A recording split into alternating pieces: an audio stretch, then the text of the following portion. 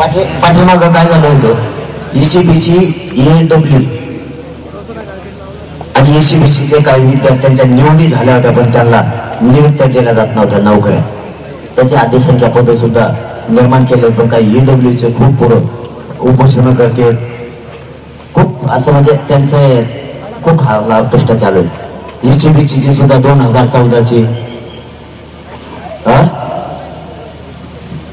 कोणाला था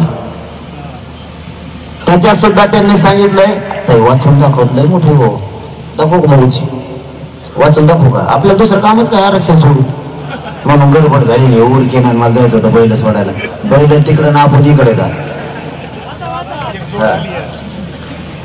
त्याबाबत आपण त्या नियुक्त्या देण्यात याव्यात म्हणून माननीय सर्वोच्च न्यायालयाने त्यांनी असं उत्तर दिलेलं त्यात. माननीय सर्वोच्च न्यायालयाने मराठा आरक्षण रद्द केल्यामुळे नियुक्त्यापासून वंचित राहिलेल्या ESBC SCBC सह सर्व प्रवर्गातील उमेदवारांना नियुक्त्या देण्याकरिता आदेशसंख्या पदे अधिनियम पारित करून 12 विभागात 1553 पदे निर्माण करण्यात आली आहेत. म्हणजे मागचं बरं काय, कोविडमध्ये व विविध न्यायालयीन प्रकरणात रखडलेल्या 3000 उमेदवारांना शासनाने जाणीवपूर्वक धोरणात्मक निर्णय घेऊन सदरच्या नियुक्त्या देण्याचा निर्णय घेण्यात आला आहे. त्याचप्रमाणे न्यायालयीन प्रकरणामुळे नियुक्त्या प्रक्रिया रखडलेल्या 219 महाराष्ट्र लोकसेवा आयोगाद्वारे निवड झालेल्या SCBC to EWS उमेदवारांना कर सहाय्यक वन अधिकारी वर्ग 1 व 2 अभियांत्रिकी सेवा पोलीस उपनिरीक्षक पदावर नियुक्त्याची कारवाई करण्याचे आदेश दिले आहेत.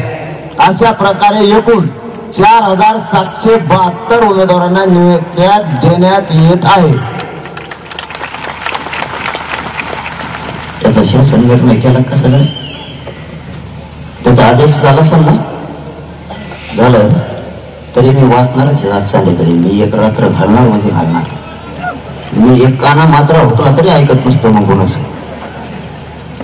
कोपर्डीच्या खटल्याबाबतचे आदेश दिले आहेत असं सांगितलं तर झालं. आता मेन मुद्द्याकडे येतो. तुम्हाला म्हणलं ते मागत होतो मग तिकडे येतो का नाही.